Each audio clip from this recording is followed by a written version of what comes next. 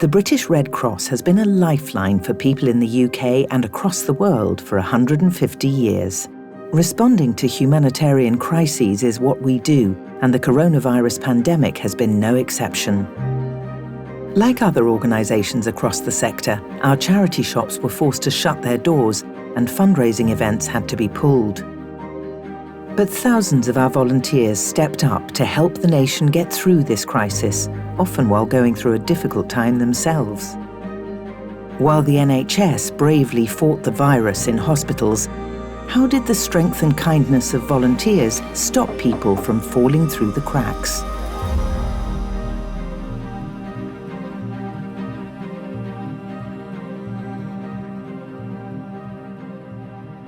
Every county in the UK has got what's called a local resilience forum. So as soon as something like COVID appears on the radar, those groups will call meetings. You'd have police, fire, ambulance, local authorities, the NHS, the voluntary sector, the business sector, etc.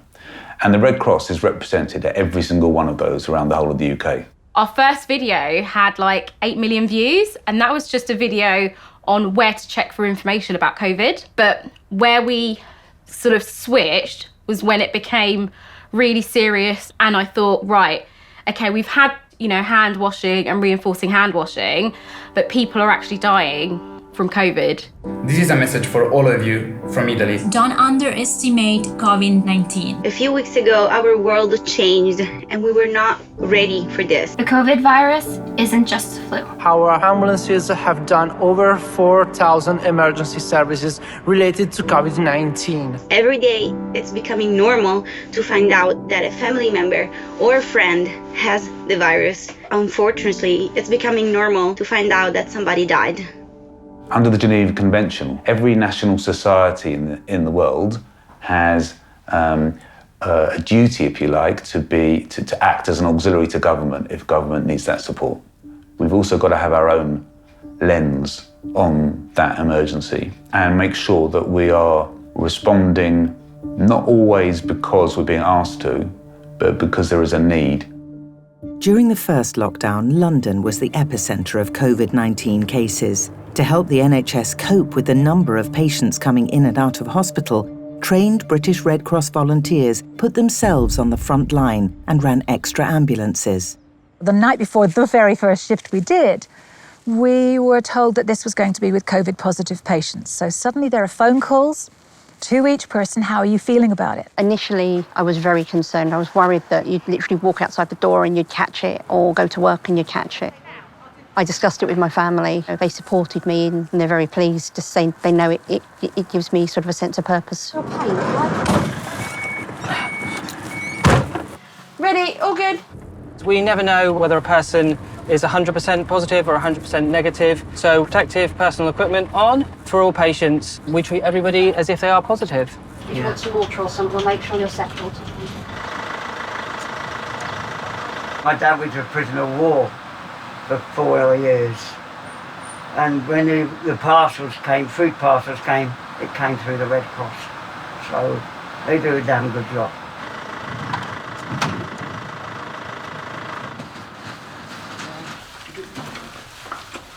That's it, keep wriggling. Yeah.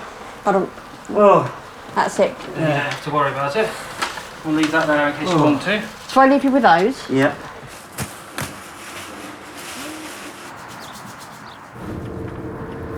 Some of the toughest emotions I've felt are watching scared, frightened people overreact.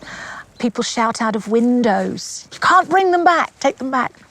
I've watched people literally run to the other side of the road when they've seen us pull up with masks on. You kind of get a bit emotional with some of the nice stuff that you see. When I saw the first patient being clapped off the ward, that was a very kind of,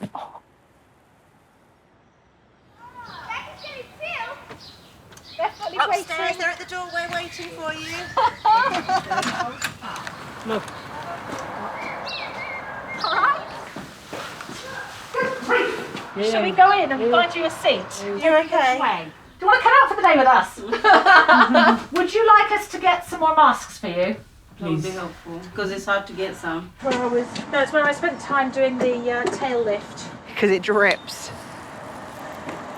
We've had other PTS crews tell us we're completely insane because we are volunteering to come out and do this.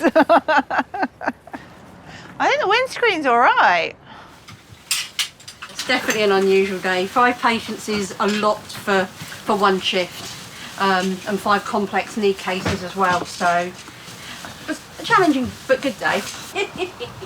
No, I'm not. I'm literally just showing lunch. Everyone's initial reaction was to step up, essentially, and go, right, I really want to volunteer.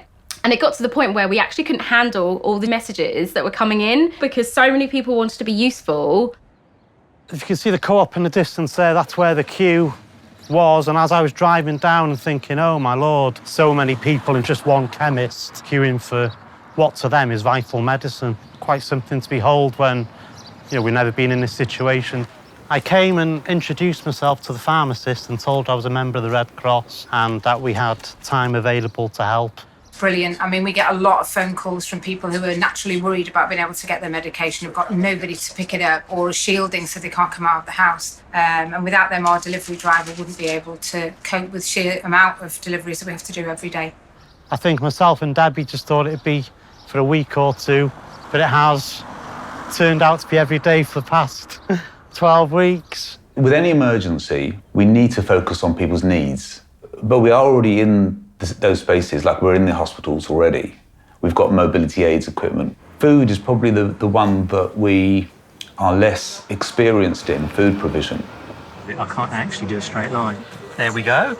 It's vital. It's vital to have a straight record. 100,000 food and medicine deliveries were made by our volunteers throughout the first 6 months of the pandemic as people had to shield or self-isolate at home. And with demand for these essentials increasing, we partnered with charities like Fair Share and the Trussell Trust, as well as with grassroots groups who helped us reach more communities in need. More agencies are now working together as opposed to working in isolation. Most of those who are here today are all volunteers, but they weren't originally food bank volunteers. And some of those were furloughed and are now redundant. But they've continued to come, and so they've enabled us to feed on average 100 people a day. And I think they're the heroes. So I think we have somewhere close to 1,000 kilograms per load. The people we spoke to at Food Bank were saying that how busy they are now and how the 4 pallets that we dropped off there this morning, that could easily be gone in an afternoon.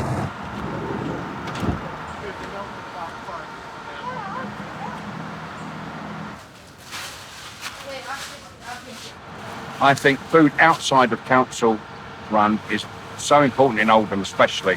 We know what it's like, we know how hard it can be, so this gives them that little bit extra throughout the week. Everybody knows somebody that's in the queue, and if you don't know them, you soon will. Just that thank you and that smile says it all.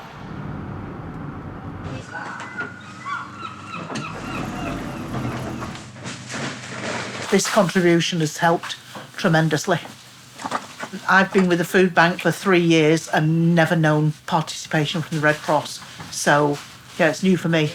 But it is new for me because I've just come out of 12 weeks isolation. So this week is very new for me. Mine with everybody else in. As restrictions began to ease in the summer months, the public ventured out together for the first time. But it was a different world to the one we'd left. And I was so excited when I saw you were preparing.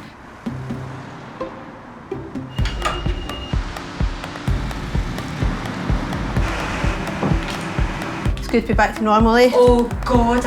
Or the new normal, as they say. Feels really surreal, though, like being back in a normal shop.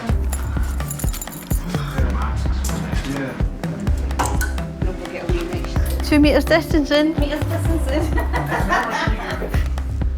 Oh, it's great to be back. That is so me. These are a bit blingy, but I think I'll get away with it. As soon as you walk in, the staff recognise you, they welcome you. So as well as it just being a shop, it definitely is a community hub. It was actually quite exciting to see movement again. People generally looked a little bit happier. See you later. Be back.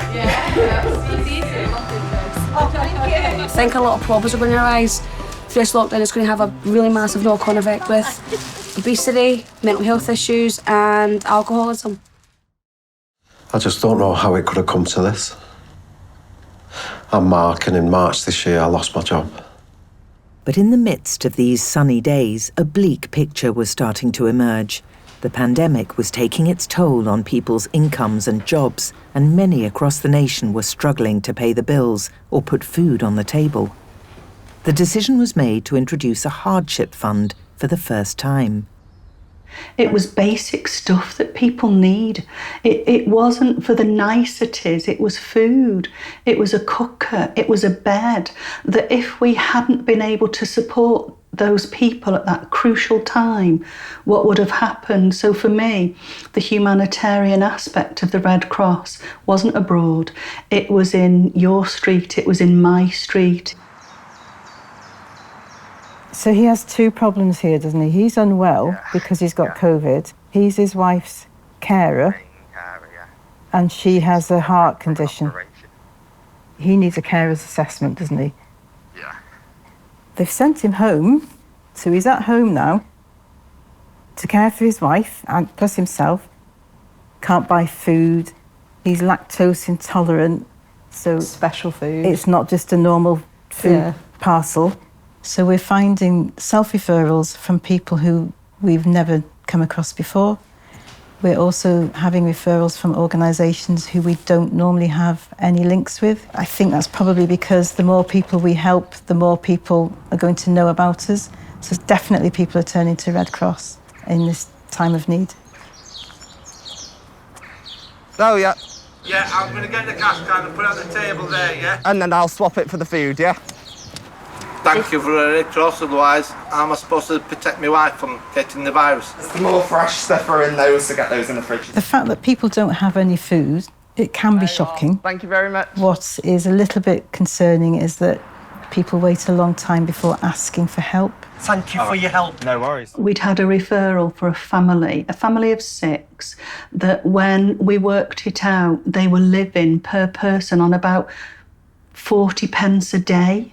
And they were having to choose between nappies for the 2 children or feeding them. I was really surprised. Honestly, I never thought that we would get so many messages from people saying how desperate they were, how lonely they were.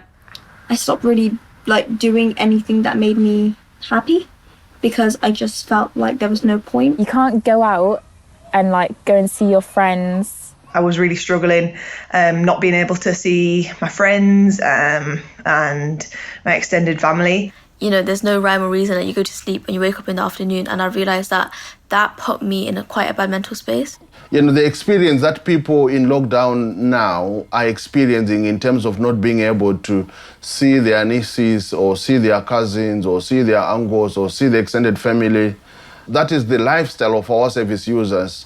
You know, the time when we are leaving our country, it was too difficult and too hard. I don't have no one, just sitting at home. I feel lonely, I'm depressed. There's nothing you can do other than to be patient and be wise.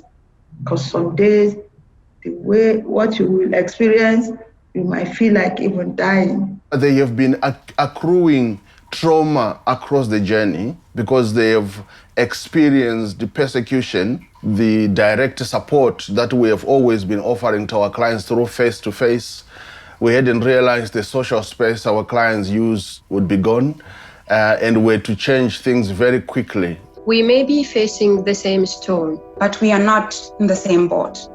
How can we self-isolate and share accommodation? With no Wi-Fi, how can we find the latest information to keep ourselves safe? The majority of our clients have got no income. They are not allowed to work. We had to ensure that our clients do have smartphones so they could keep appointments, so they could be able to speak with their solicitors, so they could be able to socialize and access the coronavirus information that they so much need in a language they could understand. Today we will make Zoom with Red Cross. Breathe out. We had to begin to have some virtual sessions like art sessions. Our team was very creative. Yoga helps me to straighten out my legs, my hands, my neck, my hips, all parts of my body. After months of Zoom calls and remote socialising, being physically apart from loved ones was becoming more and more difficult, particularly for people in hospital, those still shielding, and communities locked out of the digital world. With John, one thing that was really stood out with him was his family and how his family came together to get him out of the hospital as soon as they could. He had a wife at home who hadn't had COVID, but she'd agreed to go and live with her daughter somewhere else, and 2 of the granddaughters were going to move back into his house to look after him when he came home. I've been married 60 years last year, and we had a letter from the Queen, and that was brilliant. I've never been away in all my life. Wow. Only when I was in the army, that was only when we talked. Do you want the steps up? All right, hang on a second. Hello, everybody. Hello. Hello, Pops. All right. Right up.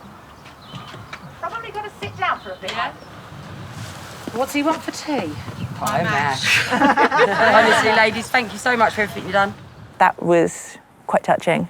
We see people that have nobody. Those are the ones that stay with you, you worry about more because they're going to be reliant on the next carer visit. I really believe in what we do. It's been very difficult seeing people become isolated and cut off from their usual routines, their usual comforts. I'm a very social person. Like people, I have been shielding in here on my own. To be honest, it felt like being in prison. I just felt I had nobody that I could turn to. Natalie came and just ran across the road and shouted, "Hi, Eunice." And I clicked and felt as though I'd known her forever. I can't put into words how she made me feel. I came home and I rang all my family and told them. I said, I feel as though I'd been on holiday. I'd been for a hospital visit. Your hearing is so critical, especially during COVID. There's lots of information that's coming out and it changes, sometimes hourly. And people that sign are always almost amazed, it seems, when somebody else signs, because I don't think it has enough focus in this country. Definitely underrepresented. So it's wonderful to be able to talk to somebody in their own language. Closed. Yeah. Made her very depressed. No. She wishes that she was dead before. Being in a hospital environment has been quite almost traumatic in a sense, especially one period last year where we had multiple deaths of our service users each week. And that was quite difficult to try and manage our emotions while still being professional and still running a service. I've got an elderly father, he's 89, and he's been in and out of hospital for some time. He's in hospital now, and I don't get to visit him. It's hard to believe someone, dying in hospital and not having seen a loved one before that passing. But I think that it just brings it home to me that everybody is suffering to some degree. It's just the hope that we can still deliver and still maintain our workforce's well-being to continue. Because it wasn't a sprint, it became a marathon, and now it's a multi-marathon. And just as families were counting down the days to spend time together at Christmas, a newer and more infectious strain of COVID-19 came along and triggered a sudden and devastating third lockdown. Excellent, job done. 9, 10, 11. So I think, especially this year, people are feeling more isolated than ever. And Christmas Day itself, I think there's so much build-up that if someone's already feeling lonely and isolated, it can make them feel worse. I just thought it'd be nice if we could take all these people that are by themselves, just a little bit of a present, a little bit of someone to chat to on the day, and just a little bit of Christmas cheer, really.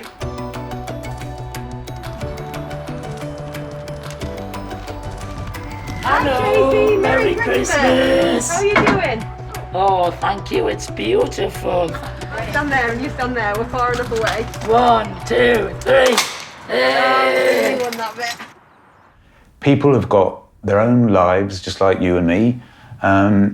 Sitting at home, they get a call and they drop what they're doing, they leave their families and they go and support strangers. And I think that's the most uplifting thing, I think, about being part of the British Red Cross and seeing that happen. And doing that now, in the middle of COVID, day in, day out, is the thing that makes me most proud. Volunteering has enabled our clients to actually be able to get some social connections and give them a purpose and make the organization better and more relevant. Hi, this is Blessed from the British Red Cross in Belfast. So I would say I volunteer up to 25 hours a week or thereabouts here. So that is it. Thank you. A lot of staff members and volunteers here actually helped me a lot in terms of integrating into the community. So it was just that passion of helping people, because I have also been on that receiving end of people's generosity. So I thought I could give something back. She was comfortable on that one, right? Yeah. During the first wave of that pandemic, we were extremely busy. And the reason was because, the hospital were being impacted with a lot of COVID patients. So that put a lot of pressure on us. Is that a good morning? Come in. Yeah, thank you. You okay? Do you want to have a seat over there, Yes, ma'am? thank you. Thank you very much. My husband's been very ill. We just couldn't have managed. I'm hoping in the next wee while he'll get back to health again. I doubt it very much, but hopefully things will. But without these men here, it wouldn't be possible. For everybody coming down to pick up a wheelchair, there's always a story, and not always a nice story behind it. So both the pandemic and having other situations to deal with, you have to show a lot of empathy just to let them know that you are with them, The empathy, that's really grand. That's the principles of Red Cross. Responding to COVID required an enormous humanitarian effort across all pockets of the UK. And so, as the NHS geared up for its biggest vaccination drive in history, hundreds of our volunteers signed up to help St John Ambulance quickly reach as many people as possible. OK, hands up anybody who's ever given an injection before. Carrie, you're back. You're not on the ambulance today. What's going on? I firmly believe that if we're ever going to get out of this, it lies in vaccinations. And so I just had to be part of that process. I had my first vaccine in January as a staff member, and it was such a positive experience. And I signed up to be a volunteer to give the vaccine because I got really emotional about it. Do you have any questions about the jab that you'd like to know specifically, or? I've done hours and hours of e-learning, both from the British Red Cross, but also to do with NHS training. Actually practicing a number of times, you realise your role is there to reassure people. In 50 years' time, it's definitely going to be fun to look back and talk about the contributions that I made to end the world pandemic. There we go.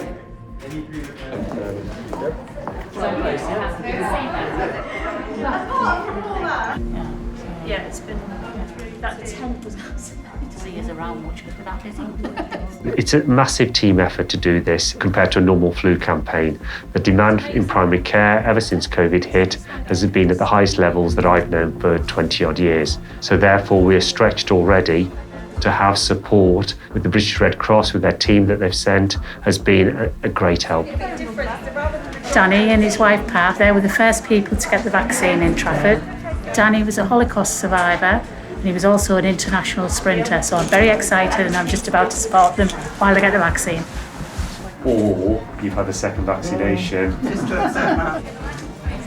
But Mum will be 90 this year, so... No way, you don't look 90.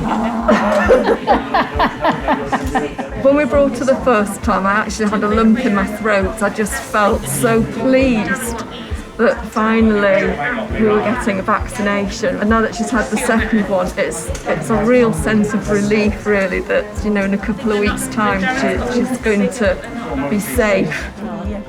A lot of people, you know, it has affected their mental health, but they're a lot more upbeat when they come in because they know that they have got that light at the end of the tunnel in the hope that they can see their families again soon. Yay! Hi, Dad. Hello, walaikum salam. Hi, Junaid. So many rumours and myths around vaccines, and as a trusted organisation in the British public, I feel like it's our responsibility to help people feel empowered to make decisions. I guess I'm thinking, cool, they're vaccinating over 80s, over 70s. I guess that might be a little bit naive to think that young people can't sort of perish from COVID too. It's almost like a community thing, isn't it, to try to protect the vulnerable. And the vulnerable are people like us. When did you have your vaccine, Dad? I love it. Last Friday. Friday gone 8 days. This morning I got the letter for vaccination. This generation has never been in this situation before. So this is new for all of us. And I think when you think of it like that, we should all be really proud of what we've done. We tried to resolve, we tried to accommodate and ensure that we met people's needs in whatever creative way we could. At the same time, bearing in mind that there were whole new ways of working for us. People weren't working in the offices, people were working from home, but we were still maintaining that resilience to offer services to communities in need. I think we have been forced to work together better through coronavirus because that's the way we should have been working anyway, because we achieve more when our strengths and when our energies are bundled up together for a common good. According to national polling from February 2021, over 12 million people in the UK volunteered during the pandemic. In the months and years to come, when we reflect on the COVID-19 pandemic, we'll never forget the way communities came together to help each other, showing the true power of kindness.